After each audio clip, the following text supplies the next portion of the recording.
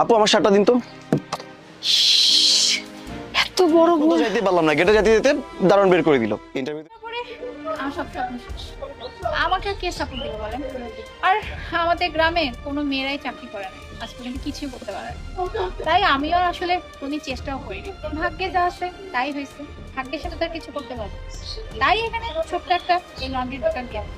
আচ্ছা, I am sorry, আসলে আমি আপনাকে দেখে ভেবেছিলাম যে হয়তো আপনি আনএডুকেটেড, এরকম একটা দোকান চালাচ্ছেন, তো ওইভাবে ভাবিনি, এই জন্য আমি দুঃখিত। কিন্তু একটা কথা বলবো কি আপনাকে, মেয়ে মানুষ ঠিক আছে, আপনার গ্রামে কেউ কিছু করতে পারে না এর মানে এই না যে আপনি করতে পারবেন না।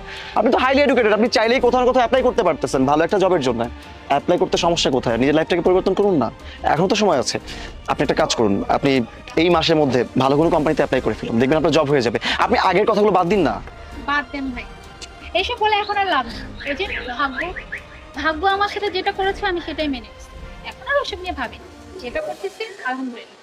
আর ভাইয়া আপনার চিন্তা করতে হবে না, আমি আপনার এই কাপড়গুলো সংগ্রহ করে সব আইরন করে রাখবো। আজকের পর আর কখনো আপনার কাপড় দিতে আমি দেরি করবো না। ঠিক আছে, আসি।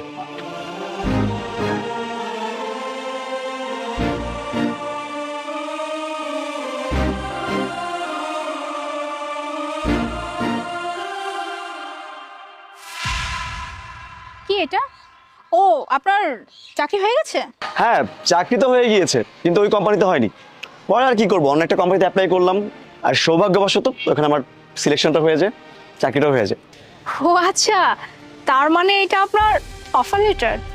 না না, এইটা আমার অফার লেটার না, এটা হচ্ছে আপনার অ্যাপয়েন্টমেন্ট লেটার। মানে আমার? আমি বুঝিয়ে বলছি, আসলে যেই কোম্পানিতে আমার চাকরিটা হয়নি, ওই যে একটা কোয়েশ্চেনের জন্য আটকে গিয়েছিলাম, আমি আবার ওই কোম্পানিতে গিয়েছিলাম। তো যাওয়ার পর তো আমাকে বললো যে একটা ভ্যাকেন্সি খালি আছে খুব হায়ার পোস্টে, যদি কেউ তাকে রেফার করতে। আর ওই মুহূর্তে আমার মাথায় আপনার নামটাই কেন যেন ভেসে উঠলো, মনে হলো যে এরকম একটা পোস্টের জন্য আপনিই যোগ্য। তাই কোনো সাত পাঁচ না ভেবে আমি আপনার নামটাই দিয়ে এসেছিলাম। আর তারাই আমাকে গতকাল রাতে ফোন দিয়ে বললো যে তারা পার্সোনালি আপনার জন্য একটা ইন্টারভিউ আয়োজন করেছে, আর এটা হচ্ছে আপনার অ্যাপয়েন্টমেন্ট লেটার, কালকে আপনার ইন্টারভিউ। কিন্তু আমি পারবো না, আমার দ্বারা সম্ভব না। আপনি শুধু শুধু এগুলো করেছেন আমার জন্য। আশ্চর্য, আপনি কেন পারবেন না? দেখুন, আমার কাছে মনে হয়েছে এই পোস্টটার জন্য আপনি পারফেক্ট। আর তাছাড়া যেই মেয়ে মানুষ এতটা স্ট্রাগল করে তার ফ্যামিলি সংসার চালাচ্ছে, সে কেন জব করতে পারবে না? তাছাড়া আপনি হাইলি এডুকেটেড, আপনি চাইলে ইজিলি কিন্তু ভালো একটা পোস্টে জব করতে পারেন। তো সেটা যদি আমার মাধ্যমে হয়, সমস্যা কোথায়? দেখুন, আপনি তো এই দোকানটা চালাচ্ছেন ফ্যামিলি নিয়ে কারণে, তাই তো? তো আপনি যদি একটা ভালো জায়গায় জব করেন, আপনার ফ্যামিলিটা খুব ভালো মতো চলতেছে, আপনার ভালো একটা ফিউচার দাঁড়াচ্ছে। আরে বাবা, লোকে কি বলবে সেটা নিয়ে যদি পড়ে থাকেন, তাহলে জীবনে কিছুই করতে পারবেন না। আমি জানি যে আপনার গ্রামে কোনো মেয়ে মানুষ আজ পর্যন্ত কোনো জব করে বা টুকটাক পড়ালেখা করেছে, তার মানে এই না যে আপনার গ্রামে কোনো মেয়ে মানুষই কখনো পড়ালেখা করবে না বা কোনো হায়ার পোস্টে জব করবে না। অবশ্যই করবে, যুগ পরিবর্তন হচ্ছে, আপনি একটু আশেপাশে তাকিয়ে দেখেন। এই তো